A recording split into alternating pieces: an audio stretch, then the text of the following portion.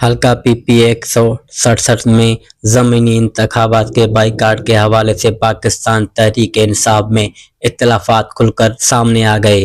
तफसीलात के मुताबिक लाहौर के हल्का PP 167 में होने वाले ज़मीनी इंतखाबात के बाइकाट के मामले पर पाकिस्तान तहरीक इंसाफ दो हिस्सों में तकसीम हो गई। ज़राए ने बताया कि तहरीक इंसाफ के सेनेटर रहनुमाओं का मौक़िफ़ है कि सियासी कमेटी को PP 167 के ज़मीनी इंतखाबात में बाइकाट का फैसला नहीं करना चाहिए था। रहनुमाओं का कहना है कि बानी PTI ने बाइकाट की हिदायत सिर्फ उन हलकों के लिए की थी जहां अरकान को सज़ा के बाद डिसीट किया गया था, जबकि PP 167 उस पॉलिसी के दायरे कार में नहीं आता।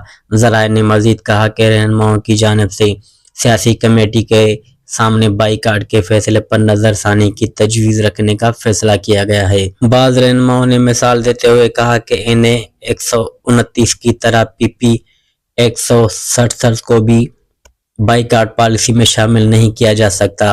वाज़ेह है कि ज़मीनी इंतखाबात में हिस्सा न लेने का बाज़ाब्ता ऐलान तहरीक इंसाफ की मरकजी सेक्रेटरी इत्तलात की जानिब से किया गया था। पंजाब असम्बली की नशिस्त PP 167 मुस्लिम लीग नून के एक रहनुमा के इंतकाल के बायस खाली हुई थी।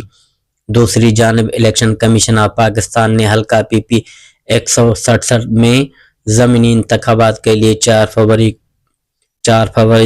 फरवरी को शेड्यूल जारी कर दिया है, जबकि सियासी सूरत हाल में बढ़ते इख्तिलाफात के बायस तहरीक इंसाफ के अंदरूनी फैसलों पर मज़ीद सवालात उठने लगे हैं।